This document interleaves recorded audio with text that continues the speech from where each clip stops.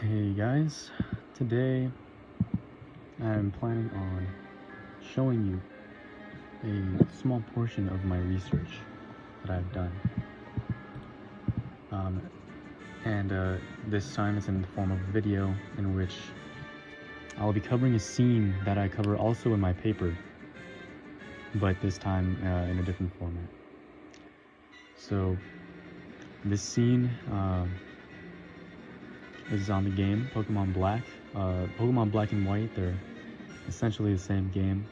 I also mentioned this in my paper that there's only minor differences, so you can look at each game, you can play both of them, and they will have the same story. There's just minor differences in the game, like the Pokemon you find or something like that. But moving on here to the actual scene, doing some background. Here I've saved in the Pokemon Center, where you have presumably healed your Pokemon, and then you are to exit the Pokemon Center not really knowing what's going to happen. You can heal your Pokemon here. That's kind of what you're expected to do. And when you exit, you see a group of people, and they talk about how there's something going on in the plaza. They're conversing, and they're pretty much saying, hey, come here. You can still move around at this point. You can go. I think you can go back in the center, but we won't do that. The game is pretty much telling you to come over here where those people walked, to see what's going on. And to get into the main topic that I cover in the paper, it's this question about animal ethics and how it relates to the Pokemon world. As you know, in Pokemon, there are these Pokemon that you can have. You can train them, you catch them. They're supposed to be represented as your friends and your companions, rather than any animal that you are in possession of. That's not really how they're portrayed. They're portrayed more as friends. So let's go and see what's going on over here. Your rival, Sharon, says, come here a sec.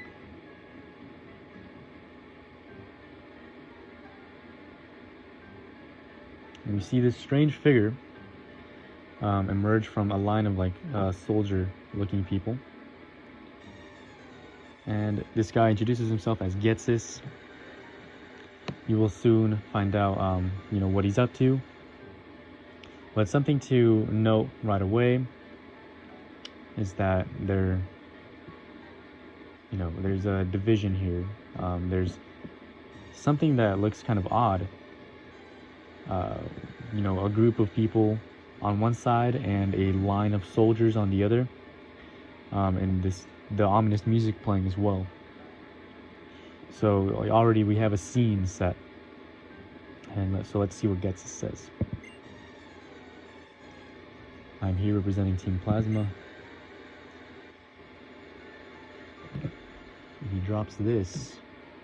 Now, this topic of Pokemon liberation is basically my parallel to the real-world conversation of transpecies ethics that I cover in my paper.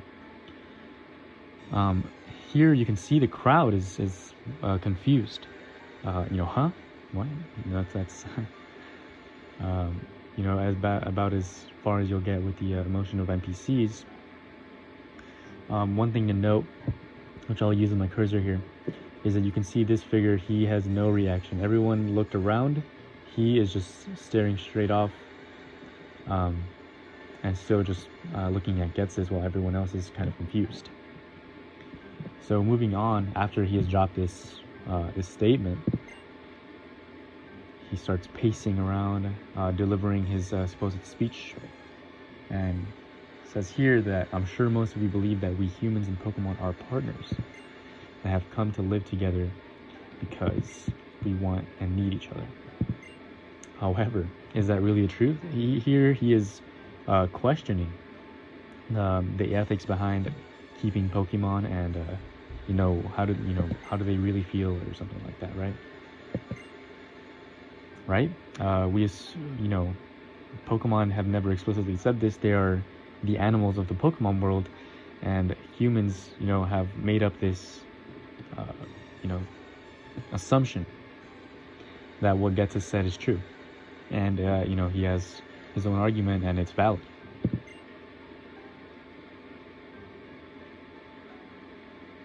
Here, he starts to be more aggressive and says that Pokemon are subject to the selfish commands of trainers. Selfish trainers, some more aggressive, more of an aggressive tone here. They get pushed around. I'm sure this is talking about Pokemon battles and the training that goes into them as well.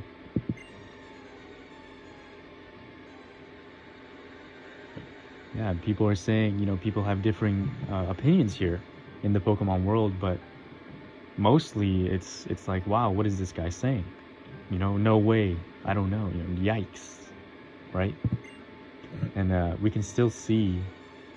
I'll get to that in a second, but he claims here that Pokemon are different from humans. Of course, animals and humans, but this is where the question of trans-species ethics comes back in, where we have to see eye to eye with animals. That's like a part of the conversation.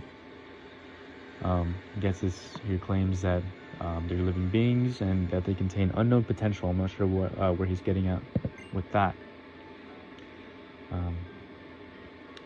Saying that we don't know much about them as well. And questions our responsibility towards Pokemon.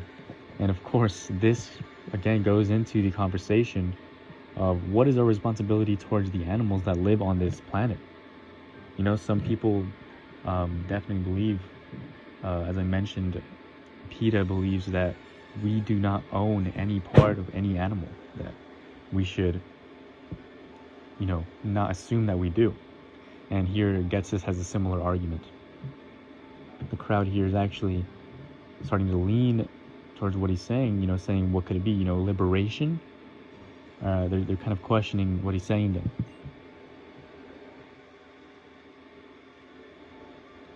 And then he agrees with whoever said that into the crowd. And here he says that Pokemon and humans will only be equal when they're liberated.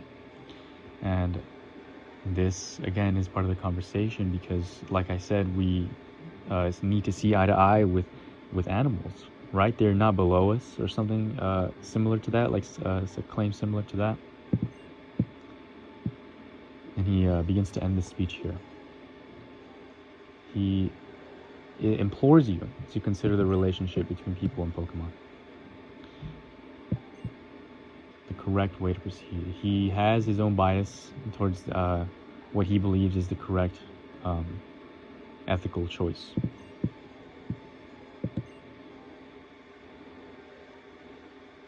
Now they uniformly walk out of the scene.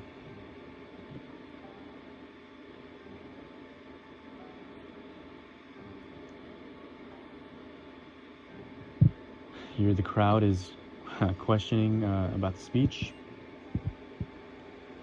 And of course there's the doubts. There's always, two sides to this argument. And then they disperse.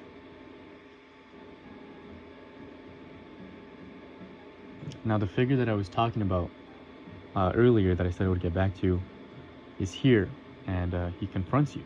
Now we saw, if we were paying close attention in the scene, that he was attentive the whole time and wasn't questioning a thing. So let's see what he has to say. Your Pokemon, it was saying, right, he is he claims to know that your Pokemon are talking and they're saying something, and your rival here is saying like, what, Pokemon talking? It's an odd thing to say, right? It's like saying, hey, did you, I can understand what your dog is saying. I know what he's talking. So yeah, it is a pretty odd thing to say, I would say, in the Pokemon universe as well. And he keeps going. Yes, they're talking.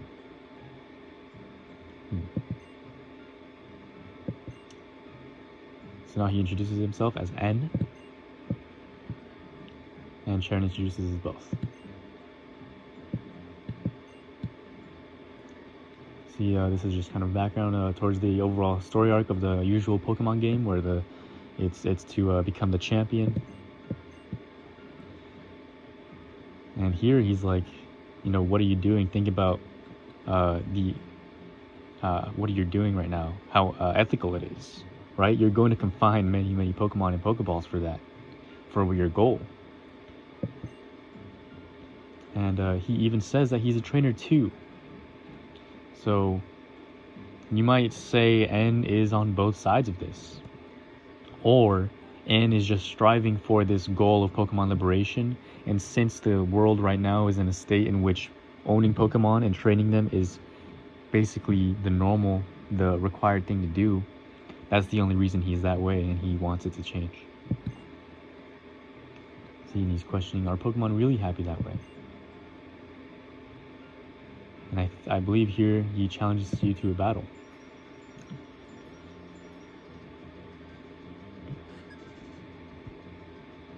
Pokemon Trainer.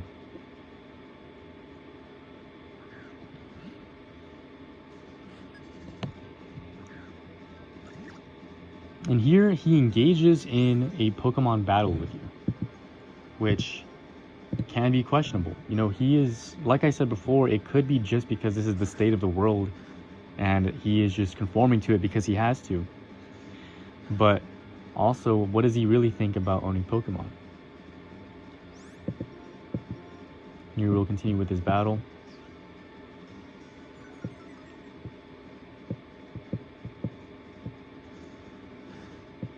Now, it is not revealed yet here, but he ends up later in the game saying that he's the king of Team Plasma, which makes sense considering his opinions on Pokemon liberation, how what he just talked to you about.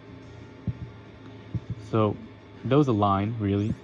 It may come as a surprise to some, because at first he is a Pokemon trainer, and you might not expect him to be one if he was with Team Plasma.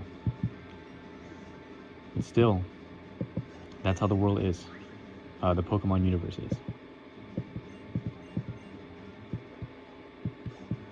So as we defeat N here and level up, this is just part of the gameplay elements. And he says he never expected Pokemon to say such things. And you might wonder what that even means. He might be hinting towards Pokemon saying good things or bad things under your training. But I believe he moves on from this, saying that as long as Pokemon are confined in Pokeballs, they will never become perfect beings. Now, this is an interesting statement by him. What does he mean by perfect? Is he talking about the way that humans are seen in society? Are humans perfect beings? Is that what he thinks as well, and he wants Pokemon to be the same? There's a lot of questions that can be brought up here, and is a very interesting character that I go further in depth into in my paper.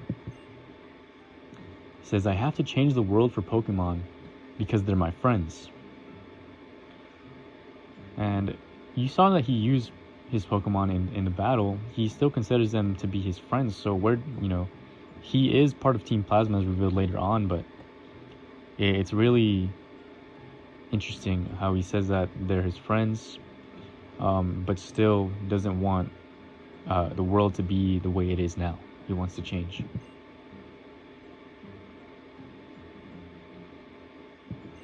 Strange guy. This is essentially when the scene ends, and here Charon tells you where to go next. It's just the gameplay elements that are leading you towards the progression of the story. But this scene is really it has a lot of stuff in it that's worth looking into, and I really do go a lot more in depth in the paper. But thank you for watching this presentation.